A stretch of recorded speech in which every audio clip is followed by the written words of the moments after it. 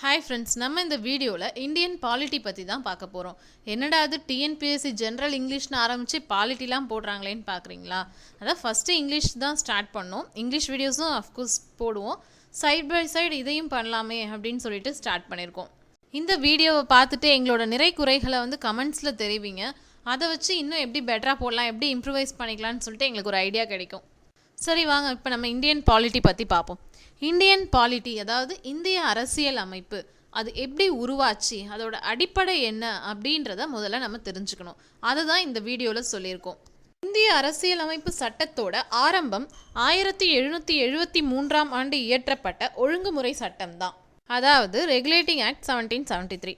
இந்த சட்டப்படி வங்காளத்தில் இருந்த ஆளுநர் வில்லியம் கோட்டையோட தலைமை ஆளுநர் அப்படின்னு எல்லாராலையும் அழைக்கப்பட்டாங்க. அந்த ஆளுநருக்கு பதவிக்காலம் 5 ஆண்டுகள். அதுக்கப்புறம் தலைமை ஆளுநர்கிட்ட 2 குழு இருக்கும். ஒன்று இயக்குனர் குழு, இன்னும் ஒன்று ஆலோசனை குழு.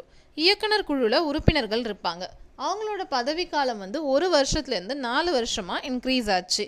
அதுக்கப்புறம் இந்த ஆலோசனை குழுவில் 4 பேர் இருப்பாங்க. அவங்களோட பெரும்பான்மை முடிவுப்படி தான் நம்ம ஆளுநர் எல்லா டிசிஷனையும் எடுப்பார். அதுக்கப்புறம் இந்த தலைமை ஆளுநரும் ஆலோசனை குழுவும் சேர்ந்து மற்ற மாகாணங்களோட போர், அமைதி, உடன்பாடு இந்த மாதிரி விஷயத்துலலாம் கண்ட்ரோல் பண்ணுறதுக்கு அதிகாரம் அளிச்சுது இந்த சட்டம். அதுக்கப்புறம் நம்ம பம்பாயும் மெட்ராஸ் மாகாணமும் வங்காளத்தோட கட்டுப்பாட்டுக்குள்ளே வந்துருச்சு.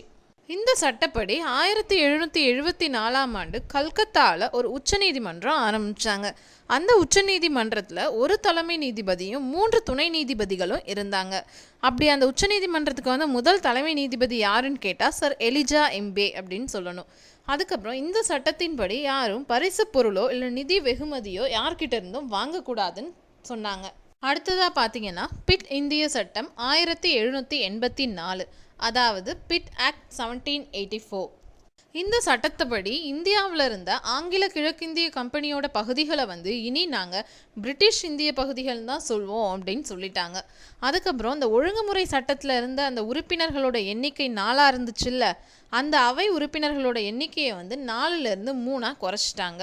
அதோட அடிஷ்னலாக கட்டுப்பாட்டு வாரியம் அப்படின்னு சொல்லி ஒன்று கிரியேட் பண்ணாங்க. அதில் 6 பேர் உறுப்பினர்களாக இருந்தாங்க. இந்த இயக்குனர் குழு வணிக நடவடிக்கைகளையும் கட்டுப்பாட்டு வாரியம் அரசியல் நடவடிக்கைகளையும் கவனிச்சுக்கிச்சு. பார்த்தீங்கன்னா பட்டய சட்டம் 1793, அதாவது சார்ட்டர் ஆக்ட் 1793. இந்த 1793ஆவது ஆண்டு கொண்டு வரப்பட்ட சட்டத்தில் 3 இம்பார்ட்டன்ட் பாயிண்ட்ஸ் தான் சேர்த்தாங்க. அதாவது ஆங்கில கிழக்கிந்திய கம்பெனிக்கு நம்ம இந்தியாவில் வியாபாரம் செய்கிறதுக்கு ஆல்ரெடி உரிமை கொடுத்துருந்தாங்க. அதை இன்னும் ஒரு 20 வருஷத்துக்கு இன்க்ரீஸ் பண்ணிட்டாங்க. அதுக்கப்புறம் இந்த கட்டுப்பாட்டு வாரியத்தில் ஒரு 6 உறுப்பினர்கள் இருந்தாங்கல்ல, அவங்களோட சேலரி எல்லாமே நம்ம இந்திய வருவாயிலேருந்து தான் கொடுப்போம் அப்படின்னு சொல்லிட்டாங்க. அதுக்கப்புறம் இந்த ஒழுங்குமுறை சட்டத்தில் இயக்குனர் குழுவோட மெஜாரிட்டி டிசிஷன் படி தான் ஆளுநர் முடிவெடுப்பான்னு சொல்லியிருந்தோம்ல, அந்த மெஜாரிட்டி டிசிஷனை கேன்சல் செய்கிற அதிகாரம் கூட ஆளுநருக்கு கொடுக்கப்பட்டுச்சு. நெக்ஸ்ட் பார்த்தீங்கன்னா பட்டய சட்டம் 1813. இந்த சட்டத்துப்படி ஆங்கில கிழக்கிந்திய கம்பெனிக்கு நம்ம இந்தியாவில் வியாபாரம் செய்கிற உரிமையை பறிச்சிட்டாங்க. அதே சமயத்தில் சீனா கூட இந்த தேயிலை வணிகம் செய்கிற உரிமையை கொடுத்தாங்க. நெக்ஸ்ட் பார்த்தீங்கன்னா பட்டய சட்டம் 1813. இந்த சட்டப்படி இந்த ஆங்கில கிழக்கிந்திய கம்பெனிக்கு நம்ம இந்தியாவில் வியாபாரம் செய்கிற உரிமையை பறிச்சிட்டாங்க. ஆனால் அதே சமயம் இங்கிலாந்தில் இருக்கிற வணிகர்கள் இந்தியாவுக்கு வியாபாரம் செய்யலாம். சீனாவோட தேயிலை வணிகம் செய்யும் உரிமையும் இந்த கிழக்கிந்திய கம்பெனிக்கு இந்த சட்டத்தின் மூலம் கிடைச்சிது. அதுக்கப்புறம் கல்வி வளர்ச்சிக்காக வருஷத்துக்கு 1 லட்சம் ரூபாய் அளவுக்கு செலவு பண்ணாங்க. சமய போதகர்கள் நம்ம இந்தியாவுக்கு கிறிஸ்தவ சமயத்தை பரப்ப ஆரம்பித்தாங்க. நெக்ஸ்ட் பார்த்தீங்கன்னா பட்டய சட்டம் 1833. இந்த சட்டத்தின் மூலமாக ஆங்கில கிழக்கிந்திய கம்பெனி இருக்குல்ல, அதோட அதிகாரம் இவ்வளோதான் அப்படின்னு சொல்லிட்டு ஒரு வரையறை கொண்டு வந்தாங்க.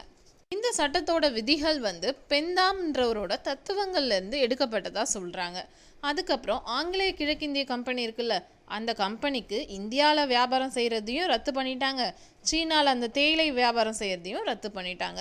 அதுக்கப்புறம் இந்த சட்டத்தின்படி வில்லியம் கோட்டையோட தலைமை ஆளுநர் இனி இந்தியாவின் தலைமை ஆளுநர் அப்படின்னு அழைக்கப்படுவார் அப்படின்னு சொல்லிட்டாங்க. அப்படி இருந்த ஃபர்ஸ்ட் இந்தியாவின் தலைமை ஆளுநர் யார் அப்படின்னு பார்த்தா வில்லியம் பென்டிங் பிரபு. அதுக்கப்புறம் தலைமை ஆளுநரோட ஆலோசனை குழுவில் அடிஷ்னலாக ஒரு சட்ட உறுப்பினர் இருப்பாருன்னு சொன்னாங்க. ஃபர்ஸ்ட் சட்ட உறுப்பினர் யார் அப்படின்னு பார்த்தீங்கன்னா டிபி மெக்காலே. அதுக்கப்புறம் பார்த்தீங்கன்னா இந்த சட்டத்தின் மூலம் பொது ஆட்சி பணியை வந்து நம்ம இந்திய மயமாகவே விட்டுட்டாங்க. அதே மாதிரி நிதி, சட்டத்துறை இது ரெண்டும் மாநில அரசுகிட்ட இருந்து மைய அரசுக்கு போயிடுச்சு. தேங்க்யூ ஃபார் வாட்சிங் this video. To support us please subscribe our channel.